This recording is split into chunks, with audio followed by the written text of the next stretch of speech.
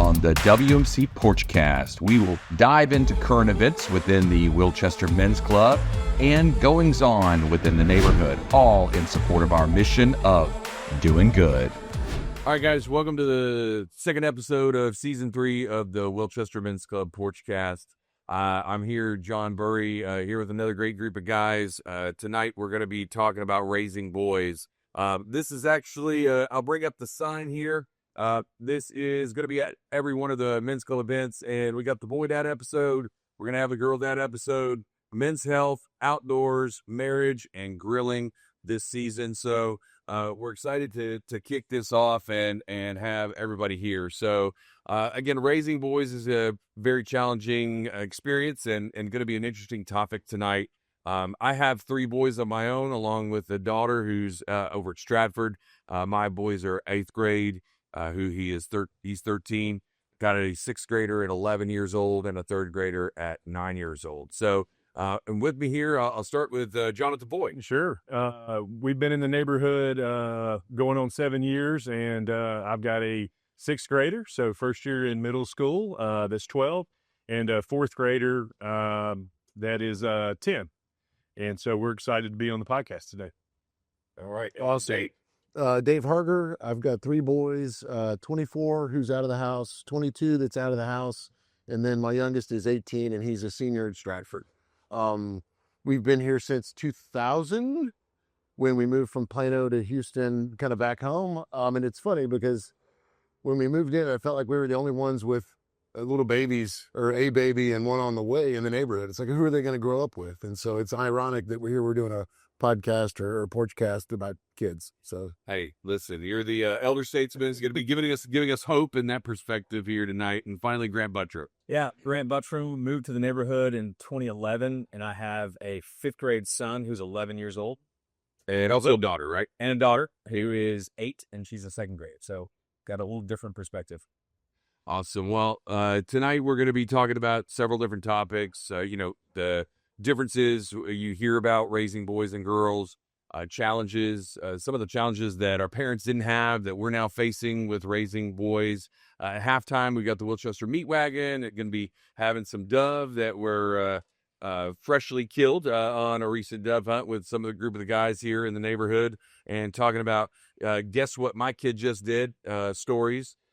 Third quarter, we're going to be talking about when to lay the hammer down, and kind of balancing that discipline with guidance with your boys. Fourth quarter, we're going to talk about meaningful ways to spend one-on-one time with your little guys. And then finally, our OT topic is going to be the Mount Rushmore of weekend dad clothes and outfits. So I'm really excited about this episode. This is actually one, guys, that I have been looking forward to since we even started talking about this, and being able to talk about some of these relevant topics to the guys at the Wilchester Men's Club, I think is really exciting. So let's go in and just get on into the first quarter here. And so, my wife, I'll tell you the differences about raising boys and girls that you hear about. My wife was a nurse when we first had kids. She was working over at Texas Children's, and so on the weekend, she'd have to pick up a long stretch. And so I would be home with the kids. And once we started having our boys and she went back to work, she essentially gave me one instruction, which was make sure they don't kill themselves. And she didn't tell me that when I was, watching Paige, because she never tried to kill herself. And she looked at me and she said, John, they're not going to quit trying until they succeed. And so I keep that with me as one of the main differences. And but it's so crazy. I know, Grant, you've got a boy and a girl. You got to have some experiences like that. Yeah. They're very different, very different. And coming from a dad of both a son and a daughter, if I go wake my kids up in the morning and I can go pat my daughter on the back and say, good morning, Ellie. And she usually kind of rolls over and she'll give me a little smile or something. I go jump on Will in the morning and he immediately farts on me. And that, I think that kind of sums up that he's like, get away from me. I don't need that. But that's a big difference. And you guys, you don't have the girl factor like we do. But you got to be hearing that. And Jonathan, I know you got, friends around the neighborhood with girls. You got to be in your head. I don't understand how the boys just turn into absolute dirt magnets. You know, we see the little cheerleaders in their white outfit, and you look over, and our kids have found the only 6 inches of water puddle in the whole field. And when it's 103 degrees and it hasn't rained in a month, they found the water. They're digging crawfish out and finding frogs and chasing people around. So I don't know what they how they do it or how they're magnetized to that, but there's certainly the dirty effect is with the boys. It seems like, for sure. It's crazy, and our boys will go out and go catch crawfish. They're still doing it. This wasn't something they did when they were little. They're still doing it. No, they love it. They go over here to the Westchester. Yeah. There's a little pond there. Ditch, yeah. And the ditch there, it's when it rains, like it's dead. Can we go there? And they'll spend 45 minutes just catching crawfish, and they got to bring them home. I mean, they're not going to leave them there. I ain't leaving there. You have a 4 crawfish boil. We actually got a fish tank now for 'em. We 100%. We do as well. Do y'all have one? Oh, yes. Yeah, we got one of those blue crawfish. I mean, David, you got the older guys. Yeah. And I think from my perspective, girls and boys are a little bit different, right? I think boys, at least from my perspective, they're pretty predictable, right? You kind of know what they're doing at any point in time, right? I could not be around them. I don't know where they are, but they're either eating or they're goofing around with their homies or doing whatever. And so for me, boys are pretty predictable, less drama from what I hear. that's fair. And I think I won the lottery because I avoided some of that. At least that's what I've heard and been told. So I have to trust that. But I think, to your point of boys can make anything into entertainment, right? Whether it's a stick and I turn it into a gun I think that's part of the charm of having little boys is that they're pretty creative, and yeah, they're dirty and they smelly and they wear the same socks for weeks on end. But, there's a lot of cool things that happen there also just by that, having that kind of little boy spirit, so to speak. I always have been for them, now growing up, getting out of the house. I mean, has that been, again, sharing stories with, other dads, has that been good now that you've raised it out? I think, it's, I've always taken joy in keeping track of my kids or their friends and kind of seeing where they end up and, different milestones, whether it's, one of the kids got a job at wherever, or they graduated school, or, one went into the military or whatever. I mean, it's just interesting to keep up with those kids and keep track of them. There's a kid, the neighborhood kid, Matthew Riedel, who is a golfer, right? And I think he earned his tour card last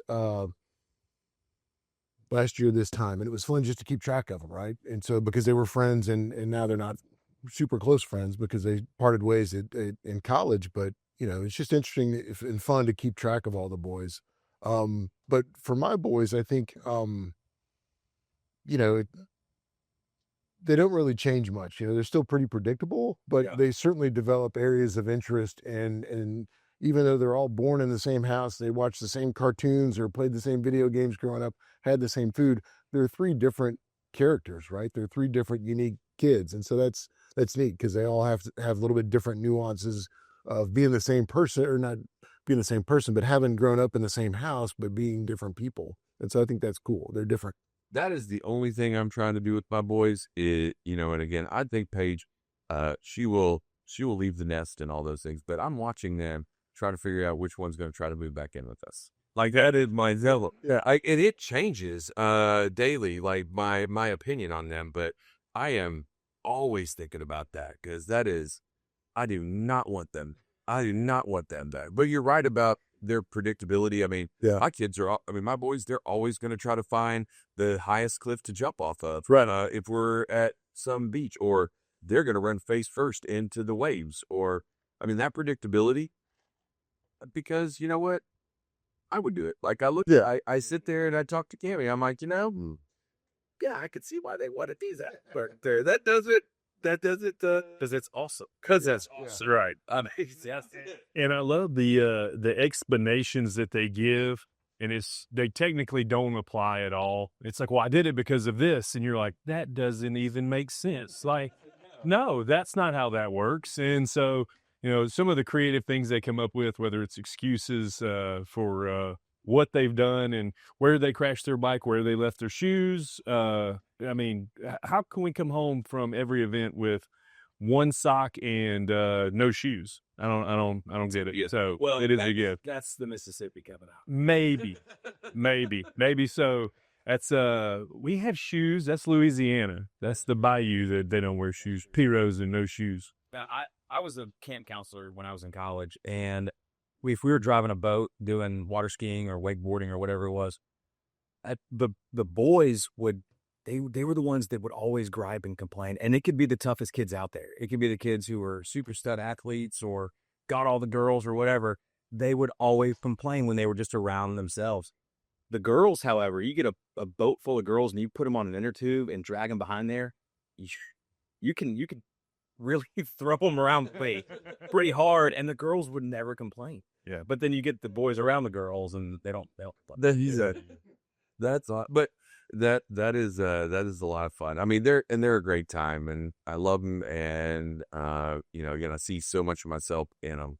But I want to move to the second quarter because this one of the challenges. I mean, because we're all guys here. A lot of the things that they're doing right now, we just do it, and we have more money than we had when we were kids. But one of the challenges, and one of the things we want to talk about here, was some of the challenges that our parents didn't have as raising boys and that we have today. And and I gotta say, number one thing in my mind is the social media part of it, because I don't want those pictures. I don't want those pictures at all. I don't want anything, the stuff that I did. Let's just make sure that there's no record of it. It's a good thing that cell phone cameras were around. I know. No, I would have done some crazy stuff. But no, I mean, I don't know, Jonathan. I mean, kind of the whole knowing where people are, all that stuff. I mean, that's a big difference. It is. It's a huge difference. And, we're certainly in a big city, but small neighborhood, right? Everybody knows everybody. And it seems like when the kids are little, there's a group mom thread that they can all reach out and find them before they get, an Apple Watch at a certain age or before they get a phone. But, it's something my parents didn't have. It was street lights come on, it's time to be home, or, where were you, today? And you could come up with whatever you wanted to. So that was also good. You weren't air tagged, nobody knew exactly, you weren't like 360. So, you could go and have some fun and maybe be a boy. And ride your bike a little farther than you normally would have or should have, or go to this gas station and get a snack, Coke, and something. So that certainly was a challenge that my parents had. I think looking back on it, they never really knew where we were. They did. Challenge, but it's but- definitely different. Sure. I mean, we battle with that. Like, as far as the Life 360, I don't know, Dave, you have the Life 360, and do y'all do all of that? Yeah, I think take a step back. Yeah, I think it's tougher today for kids and for parents because everything's more heightened, right? Everything we joked about the volume's up to 11, but everything today, the volume's up to 11, whether it's social media, which we didn't have back then, but one little mistake and social media amplifies it to 11 or higher, right?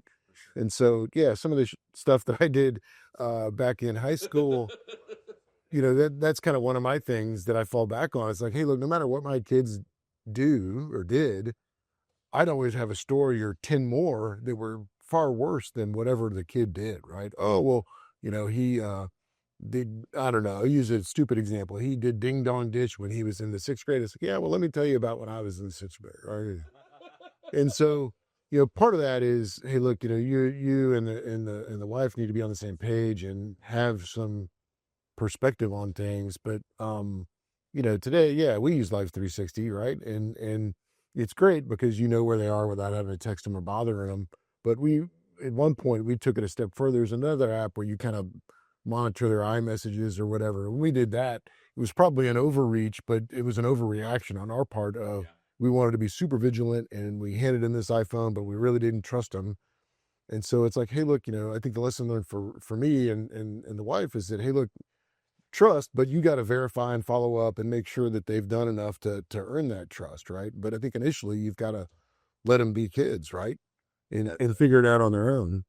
That's a huge deal. I mean, it is nice with here, they do get to go to the bayou and kind of play whatever, and they get to roam around, and You got a great social network of eyes on kids. So it's not, I mean, I think that safety piece is No, I a think big deal. I'm smirking because, you know, you don't want your kid to show up on the Facebook group Memorial Information Trading, right?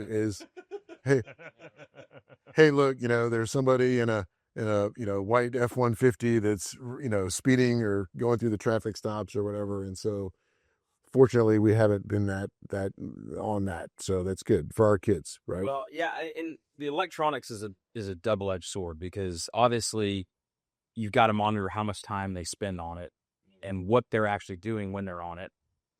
But at the same time, and so that's the downside of all the electronics. But at the same time, we have this network here in our neighborhood of incredibly involved parents who are constantly texting back and forth. Hey, so-and-so didn't come home from school today at the time I expected. And then someone else chimes in and says, oh, yeah, well, he's been in our house for the past half hour or whatever. And so I think that adds another, that's the good side of the electronics. But I think that, you know, just making sure that you're monitoring them, but not, like you said, not getting in their way. Yeah.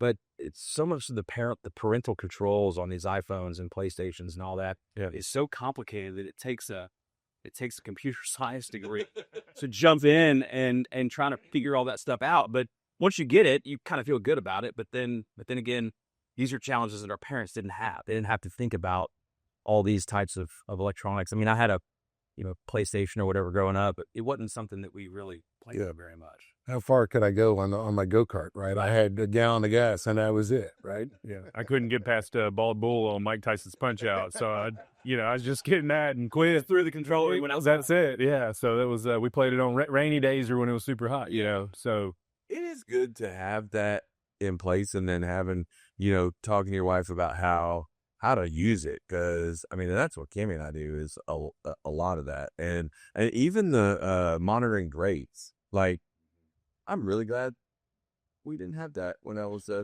I wouldn't be able to know how to, do my mom and dad's signature. Well, as I do today. The paper report card, right? The paper report card. I mean, I had their signature down pat. I worked harder on that than I did probably on my math test. Any other cursive writing you do? The cursive writing, it was, but now you can, check, okay, Spanish quiz. They can't get away with it. That is the biggest thing. They can't get away with anything. No, and it's, every generation has their challenges. So if you were to talk to our parents, they would talk about stuff that they faced when raising us that their parents didn't have to face. And so it's just a matter of adapting to wherever the latest thing is and trying to figure out a way around it. Sure. I know. Well, and Kids are thinking the same thing. The kids are thinking the same thing. So with that, I want to move to halftime, and we got the Wilchester Bee Wagon. We got some Dove Bites out. And we have a special selection from the Ramsey collection. And guys, first of all, Dave, and I want to thank you and Robin for opening your patio, your porch to us. Yeah. We've been able to get around the neighborhood here, and oh my God. Here, I will grab this. Sir, thank you. Bring out the Wilchester, the WMC Porchast Tapper Sauce, which everybody's going to be able to get take home their own bottle. We have some Scotch Bonnet habaneros that we've been growing in our garden, so I made that today and have that for everybody. And we had, there we go. Oh, thank you. And we got a great event coming up here. The Men's Club has our annual Washtoberfest. You know which number were we on the Washtober, maybe? it's got to be more than Is it moist? I think it's got. Oh, no, I was thinking the Spring Classics. Yeah. But you got about, 50, 60 guys coming out. Yep. And next weekend or the October 4th, and it's going to be a good time. Probably have a Wastober shirt that's like 10 years old. Probably. Oh man, absolutely. Here you go, Dave. Oh, thank you. But guys, I love the we were kind of throwing out ideas, and the guess what my kid just did stories. Boy and I will talk about them a lot, and there's always something where you're just like, what did you do? I can't, my kids are starting to mow the lawn now, and my son Brooks, he's out there, and I've had him out there, and I'm trying to teach him without doing it for him, and he's really good at putting Mobox down the. Nice. Oh man, Nice. I'm like, son, what are you doing? What's going on? You got him pulling weights and making stars in the yard. So we have They'd be like process. It's like the All-Star Game outfield. Awesome.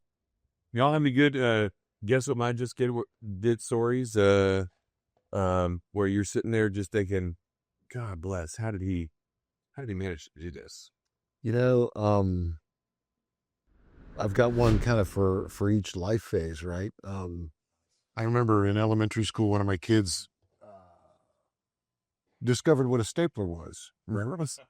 And he figured he would staple his thumb and see what happened. And so, I was right there, right? You're parenting and you're right there. All of a sudden you see him go, oh, bam. And then it takes, 3 or 4 seconds before the nerves fire and he figures out the pain's coming from his thumb. And then all of a sudden it's, wah!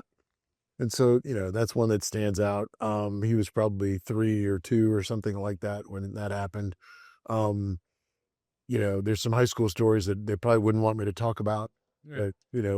We'll just say, waking up the next morning and working the SBMSA snack bar wasn't a very positive experience. A little bit more sweat on the brow for one of my kids. I don't think he made it through his shift. And so, I think, I'll maybe just leave it at that. That you bring up the whole, like, hey, my son wanted to staple his thumb.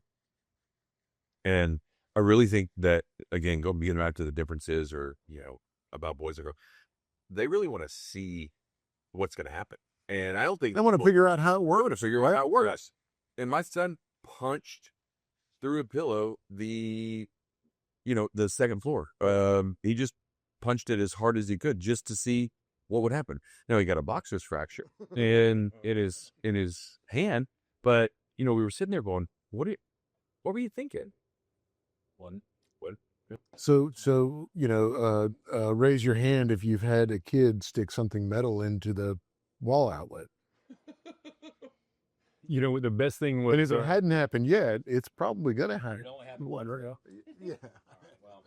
Well, you didn't tell us about it, right? It was one of those things you kind of walk in and you're, and you don't know what's going on, and all of a sudden you see kind of this black, kind of soot above, like on the plate, right on the plastic plate. It's, what happened? Something off Ram and Jerry, Wiley Coat. Okay, so this generation has grown up without Looney Tunes, and it shows. Some of these kids need to smash their thumb with a hammer and try to run through a wall, and they don't know that. That's not their brand of comedy. No one Acme brick. You guys know. You have anything with your boys? Yeah, I mean, it's got to be on a daily basis. It's a daily basis. Daily. It's true. It truly is it's the unintentional comedy that they have. Yeah. They say things in little, and I'm thinking back to when they were, maybe a little younger, but they would say things that you would just double over in laughter, and you're doing your best to not show it because it might be lightly inappropriate, maybe has somehow offensive to someone somewhere, but you're just giggling. And you're thinking, oh my gosh, just they didn't, they're putting it together, what they've heard, and it is so funny just to, they're watching NFL football and they see somebody get trucked and they're like, Dad, this guy got trucked on his bike on the way home. I'm like, is he okay?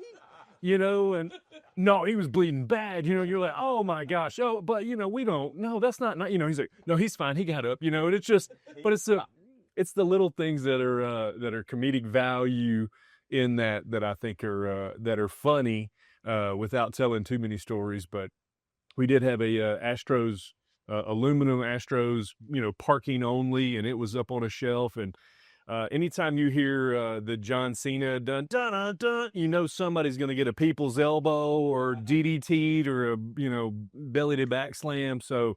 We hear the John Cena music and then wham, and the other played it upstairs. And so the whole house sounds like it's going to collapse. This metal, thin aluminum slides behind the shelf, hits a socket in an outlet and does the same thing, basically. So pops, the breaker goes off, they scream, and I blamed it on them. I said, look what you did. This is John Cena did this in our house. So he still owes me money. I'm still working on that lawsuit with Cena. But and so, yeah, so they, we said you could have burnt the house down. And it was a learning moment where they thought we had nothing to do with that outlet. But you have to explain and parent to the point where you say, yes, but things have consequences. And so it's a great part of parenting. But my son is wildly sarcastic. I'm not exactly right. Don't know where he got it. Right. Some of the stuff that he says, he doesn't realize is funny. Mm-hmm. And so then when I repeat it, he thinks I'm making fun of him or something, or I'm telling one of my buddies that he said something stupid. But no, that's actually, it's funny because you don't expect a child to say something like that. And, he's got a few dads in the neighborhood that he's got pretty good rapport with. He loves giving him a hard time. Right. That's awesome. Or Jeff Peters. Oh, Every time. He calls him Peterson. You ever called Jeff from Mr. Peterson? I love it. But, listen, Jonathan, going back to your story about the Cena moment, and I want to go into the third quarter about your idea of parenting and guidance versus discipline. Like when to lay the hammer down and just get to a level 10 on them versus explaining. Because this is the hardest thing for me in parenting. Yeah. Because sometimes I look at my kids and I don't want to parent. Yeah. I will just go 1950s Ward Cleaver on them and just beat the shit out of them.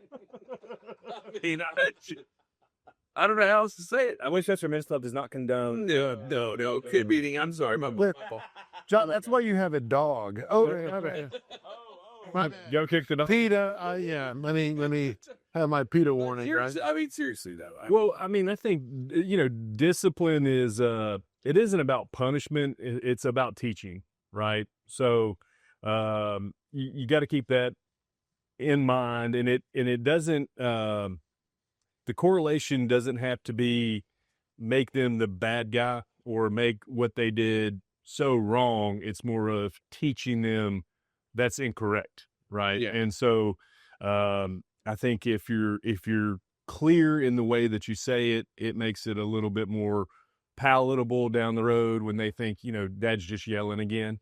So I get a little bit of that, from the wife occasionally, hey, we're just yelling at him. And you go, you know what? I am. And so it's a definitely a dual role when you do that. But when you have to parent or, as you say, put the hammer down. My take on that is that this world is not going to go easy on anyone, on kids, on your kids or my kids or anybody. And so it's our job to make sure that they understand that when you come down hard on them, you're doing it from a position of, hey, I'm trying to put you in a good place to succeed in this world, because life's not going to go easy on you. And so it comes from a position, even though you're yelling at them or being strict with them or scolding them or whatever, it comes from a place of love, because I don't want someone else. I don't want you to learn this lesson from somebody else the wrong way. Right. So I'm going to yell at you, and I'm probably quicker to yell than I should be. But my wife was a teacher for 15 years, and teachers, what's that? She get yelling? Yeah. Oh, you've got. Teachers know that you have to start off the school year hard, and then you can ease up as the year goes. But if you start off soft and nice as the teacher, then they're just going to take advantage of you all year long. And I kind of take the same approach with parenting, that I want to make sure that we're tough first so that they learn, and then you can show them cool stuff later. Dave, what about you? I mean, now, even back today, how I think there's some core values that we've all kind of talked about, and I think hey, you don't lie, you don't cheat, you don't steal, don't turn your back on family and friends. I think that's kind of guiding principles, right? And you try to instill those things into your kids, and the rest is, I wouldn't say the rest is up to them, but for me, as long as they have those core values, I'm not going to lose my mind over, hey, look, I made a bad grade, or I didn't do my homework, or, I think, hey, look, are you telling the truth? Yep. Okay. Well, then own up to your mistakes, and nobody, we don't expect perfect, right? Nobody's perfect. I've made, I can sit here and list off 100 mistakes I've made in the last 24 hours. And so I think, if you coach them of, hey, look, nobody expects perfect, tell the truth, and the other things that I mentioned, don't cheat or don't steal. I mean, your kid's going to be off on a good foot from that, right? Just from that base case of having some integrity. And so, I think if I look back, the kids know or have known in the past when I've lost my cool, right? Yeah. They've done something wrong. It doesn't happen often. In the dynamic that we have in our house, I'm sure every dynamic is different in every house, but I'm normally the hey, look, if I've lost my mind or if I'm upset or lost my cool with the kid, it's pretty serious, and they know that. Serious. Yeah. And it's like, oh no, Dad's mad. Dad's lost his cool. Or Dad's not happy. And so, that's the dynamic for our house. Other houses may be different. But, I think afterwards it's a coachable moment most of the time. I'm trying to think of a good story or something related to that. But, for the most part, my kids have followed those kind of core values. And hey, look, we haven't really gotten sideways too many times. We've gotten sideways, don't get me wrong. My kids are not the perfect kids, and they've made 100 mistakes. But, for the most part, I think, hadn't had to lay down the hammer too much. So Bring up a good point about just those core values, because I mean, I find myself trying to do more and more, guidance and coaching as the older they get, and being able to sit there and say, look, hey, really at the, I listened to, I don't know, it was another podcast or it was reading a book or something, and it said, you know what, the only two things that are really going to impact your life, like change the course of your life, cars and sex. Yeah. Like, that is it. When you break it down, a bad grade, we can overcome it. Yeah. I mean, we can overcome some other stuff. You get busted, drinking beer underage, we'll fix that. But a car, you can, right. Either one of those two things, and we are going a different direction. Yeah. And so again, I like that idea. The gravity of those situations. Those are it. I mean, that's, man, maybe that's oversimplifying, but I mean, like you said, tell the truth, don't steal, don't cheat. Yeah. You own up to it. Yeah. You reminded me, something you said reminded me of cars, I guess, right? One of my kids turned 16, got his driver's license like that day. And then the following week hey, can I drive to church? It's like, yeah, it's right there. Less than a mile away. So, that parking lot of the TJ Maxx is kind of fishboned, right? Where all the lots are all the spots. Well, he came in the wrong way and figured, oh, hey, look, I'll cut it. And he ended up, his front passenger bumper scraped someone else's truck, right? And so we didn't know this because we were in a different car, a minute or two behind him, and he calls us. And we're getting out of the car, getting ready to head in. And he's like, hey, I need to talk to you. It's like, what's going on? And I look over the parking lot and I see him like way off in the distance, farthest away. And he was upset, right? And it's like, okay, hey, look, this is a very coachable moment. To your point, hey, yeah, you didn't kill anybody with your car. You didn't get anybody pregnant or whatever. This is a what is it? This is a coachable moment, right? But it was great. It's like, hey, look, let's write a note, stick it on the dashboard or on the windshield wiper, and let's talk to, let's hang out after church, and loiter around and make sure we talk to somebody. And here's how you handle this, right? And so it was a great coachable moment. And yeah, he was upset, but it's like, hey, look, buddy, you're good. This is going to happen. Trust me. We've gotten by kind of scot-free on major accidents with our kids driving. And I mean, accidents happen all the time. Like I got in all kinds of accidents as a kid. But this is minor, right? And so it was a really good It was a really good coachable moment. I would say minor, but he paid it off after a while, but it's only going to cost you all summer's concessions. No big deal, right? Yeah, So good luck with dates going forward. As a parent of my kids, and you're trying to, you're focused on your kids. The other thing I will mention is that you can't be judgmental of other people's kids, right? Because you'll hear about, oh, Johnny did this, or Timmy did that or whatever. And it's like, hey, look, don't judge. Don't judge your mom and dad. Don't judge your kid, because stuff goes around, right? And what happens to them could easily happen to you. And just don't be that parent that kind of scoffs at, oh, so-and-so's caught, I don't know, vaping in the bathroom. It's like, yeah, well, just wait, man. Your kid will just wait. But Dave, you bring up a great point. Kids will humble you. What's that? The kids will humble you quick. They will, without a doubt. But you bring up a great point about you and your son sitting there in that church parking lot. And I want to move to the fourth quarter, which is ways to make meaningful one-on-one time with your boys. And that really, I mean, I know it's a teachable moment, coachable moment, but to me, that's a huge one-on-one moment with your boys. And I'd love to hear from y'all, like, how y'all do it, because I'm looking for ways to, maybe it's not one-on-one, maybe it's 3-on-1, or maybe it's, whatever it is, but being able to do something outside of just the normal, I know it's so important to their development. So I'd say there's a lot of things that I like to try to do with them. We love to fish, as you know that. So my youngest is enjoys it just a little bit more than the oldest, and so that's perfect. That's perfect for me, because that's something that I enjoy. Yeah. So we try to do that, and so I guess that goes back to the point, we make one-on-one time.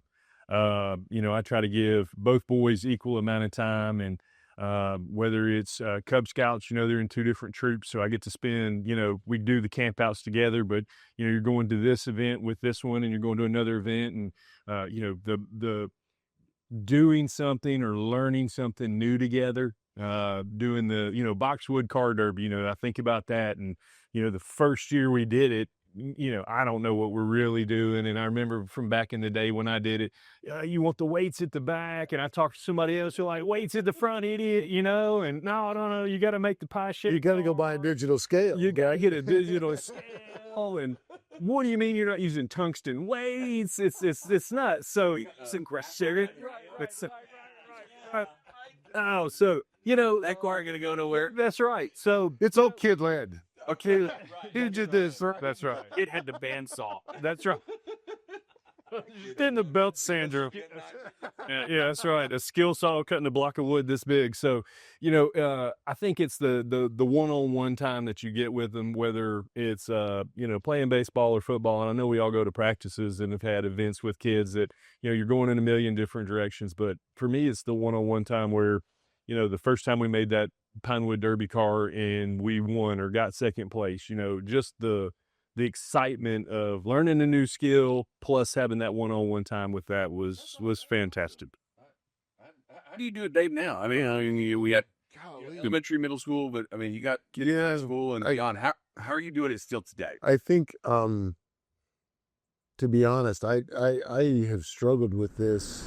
Is almost an empty nester. It's something that I look back on. It's like, golly, we didn't go dove hunt with this, or we didn't go fishing as much as I would have loved to. And so there's a little bit of, golly, I missed out on a lot of opportunities, but it's not like I'm making up time with my youngest, right? Because he's almost out the door. So break this down into kind of phases, right? You go from Legos and we're hanging out and having nap time or whatever, to kind of the older elementary school, middle school years where you're doing a lot of things, whether it's practices or trying to go build those one-on-one moments, to high school where they don't want to have anything to do with you, right? Hey, look, I'm hanging out with my homies. And so it's a struggle, to be honest. Yeah. I think with the older kids, it's almost a little bit easier because, hey, look, we can go have a drink or we can go run to lunch. I remember, maybe about a year and a half ago, my college kid, spring breaks didn't line up with college and high school. And so we kind of split duty where the college kid and I went off to New Orleans for a weekend. Awesome. And it was like, that is awesome. I can't wait. We went to going to Scottsdale, Glendale. Russ Pine did that with his son. It was a great, memorable moment. Just a whole weekend of, we went on an airboat ride. We sat around and listened to live music, and it wasn't about the party in New Orleans. It was more about, hey, look, let's go just hang out and do silly stuff and be guys, right? And so that was awesome. My oldest and I, we've gone and done things, and whether it's taking trips or vacations together. I mean, there's definitely memories to be made there. But I think That's the name of my boat. Making memories. making memories, that's awesome. That is not to interrupt your story, but Yeah. that's what we named it, because that's what we want to do with fishing. Is we want to have those memories. Yeah, it's smushed fingers and fish hooks in your back. Fish. I mean, Where's my shrimp? Dad bait this for me. I mean, we'll be there on the boat, and that's what Cammy looks at me. She's like, "We're making memories, John. We're the military theory, Yeah. whether you like it or not." He's trying to take the boat back to the dock. He wants to. Hot was hard head. No, it's really. What do y'all? You know, for that one-on-one time? Is it? it feels like sports just kind of rules so much of what Will has to do, and it's what all of his buddies want to do. It's what they're into, and so as much as I can, I try to be on the sidelines at every practice, coaching whatever I can. And it's not so much the stuff that you do in the games or in the practices. I was talking to a dad years ago about this, and he said his son played really competitive lacrosse and was traveling all across the country, going to lacrosse tournaments. And he said, look, I don't remember a single result of a single game. I don't remember how many goals he scored or assists he had, but I remember all those conversations driving from the hotel out of town to go to a tournament, and those conversations that you have before and after, that's where those memories are. And so Couldn't agree more. you know, it's The windshield time. Yeah. the windshield time. Yeah. And you know, I've started this year kind of talking to Will, my son, about, you know, after a game or after a practice, hey, I want you to grade yourself. Give yourself an actual, not a letter grade. I want like an 87, a 92, whatever it is. And then let's talk about it. Okay, well, you only got a B plus. What happened? Oh, well, I missed that block here. Okay, well, let's talk about that. And it's those conversations, because it stems into so much. It's not just a block here or a cut there. It's about toughness, and it's about sticking with it, and it's about attitude and effort and all the things that go into it. And you can have those moments with your kids, and that's the one-on-one time. Obviously, it'd be great to go to New Orleans with it's a whatever it is. But it's the small stuff you don't really think is a big deal, and then you look back at it and you go, man, that was a great conversation. Yeah. And I think that's hugely important. Well, to John's point, you mentioned like Cub Scout projects or campouts. I mean, one of my kids was an Eagle Scout, and we sat here and cut, wood and made these benches. And it's like, man, that was fun. Right. And it was a bonding. Hey, look, I'm helping him with his thing. Right. My son just started with Troop 642. In fact, that's where I was on the way over here, was in a Boy Scout meeting. Nice. And I'm so excited for campouts and trips and all sorts of stuff that comes along with that, because it's just such a growing opportunity for these kids. I'm excited for it now. I don't know if I will be in a few years. Campouts are a circus, right? They're all running around with some burning stick, and they're about to poke each other's eyes out. Guys are over here and the boys are over there. We can bifurcate that, and that's fine. But I just think those moments, regardless of what it is, just any one-on-one time is just so huge. I love the fact of what you said about the drive to and the drive from. Yeah. I've been trying to take my boys golfing, teaching them to golf with the sole goal, at least know what I was going to say hockey stick, but watching too much Happy Gilmore too, but know what a golf club is and how to swing it. Yeah. Because I just want to be out there. And I've found, like, I can go out there and have those conversations. Hey, who's boyfriend, girlfriend these days? Yeah. How are your grades? What are you thinking? Like, all that. Especially on a golf course, there's lots of You could actually talking. You could actually have those conversations and just, and again, that's why I think it's so important. And so I think I love y'all's perspective on that. I think that's so fun, and I think it goes a long way into raising good men, because that's what we're trying to. But so let's talk about great men. We'll move to overtime. Great men of the Mount Rushmore, and we're going to talk about Weekend Dad Clothes. So here's how it's going to work. I'm going to ask you to start, and I'll start with Grant. We'll go around. Seg draft, or no? We'll just do circle. Grant, you're going to start us off. We're going to go two or three times. Yep. Okay. So to start us off, best weekend dad clothes or outfits. This is moment of levity here. And so what's your number one choice? Who's your top draft pick on the weekend dad clothes or outfits? I mean, it's got to be a poncho shirt. I mean, official. Man, It's the official we're wearing them now. clothing of. Bolero or whatever it's called, Howler Brothers, or They all take a backseat to poncho shirts. they really do. Especially a burnt orange, the Big Tex or whatever they're called. Even if you don't have to get into details about colors, but that's number one. The Daryl or whatever. I don't know what they call I it. don't know. I'm not on my radar. That's great. Well, Dave, what's your number one? What's your number one guy pick as far as weekend dad clothes? I'm trying to go back in time. It's like, what was I most made fun of? You could go so many ways. Because I will describe what I have gotten the most grief out of, right? Which was camo Crocs Nice. with socks. I have Ooh, Crocs on here. Right. Some generic athletic shorts with probably my East Side, like Love it. neon red, orange He's taking them all. Love it. pecan bowl jersey. Mustard yellow. Yeah, well, that was like the 6-piece shirt. I would save that to next round. Go save that. I was gonna say that we were dropping Pete and said that on 0-0. I was gonna say that to next round. So I'll just go with the bright orange, like red orangish jersey, right? So that was kind of the thing that I would wear. People would be like, "What?" My wife was especially. Oh my God. You put it in the dirty clothes basket. And it finds its way to the trash can somehow. There's a thought about changing. It just doesn't show in this coming out. Like, hey guys, what the? There you do. Jonathan, what you got? I would say the Mount Rushmore, especially around the neighborhood, is the on cloud shoes. So you can have laces or you can have the slip on versions, but either way, No. you can't look around at the football practice or baseball game and it's 8 out of 10. Yeah. It's 8 out of 10 people have them on. So I mean, there's 6 people here with 5 of them having them on. So I know, man. This is okay. I got to go number one draft pick. My old college party shirt, old college, whatever. Nice. Jungle party with the holes, the stains. You can't get cotton that good, and you can't get a wipe that mad either with wearing that thing. I mean, I will go out. Does it fit or does it a little tight? Actually, that is a no. It still fits. That's awesome. I'm awesome. And now I just have to made it, brother. I mean, I'm top shelf hiding it away. But the old college shirt is one. I mean, it's still there. What you got? Yeah, well, you got to dig on that. All right. I'm going to say team gear. Whether that is, I feel like Saturday mornings I wake up, especially this time of year, football season. Oh yeah. I'm waking up and I'm either putting on something for Will's football team, for the coach's shirt, or a Baylor shirt or something. Team gear. I usually put it on in the morning and I find myself still wearing it at the end of the evening, and regardless of what we have going on in between. right.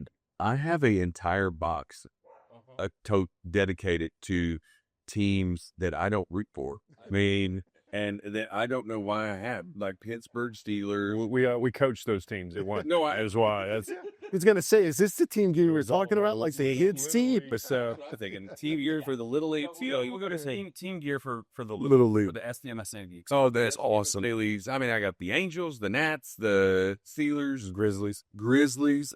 I mean, bronze bracket champs right there. That's it. So 2023. Cassie. Got a Mud Hens hat. So that's right on here. Dave, what you got next? I can go a couple different ways, but I will share your college experience. I've got a couple of A&M because I'm an Aggie, all university intramural champ shirts that are still hanging in the closet that are a little tight, right? Because I've put on a few of these since those days, right? Yeah, that's okay. But still, hey, you listen. I'm still riding that bike. You still doing the Leadville 100.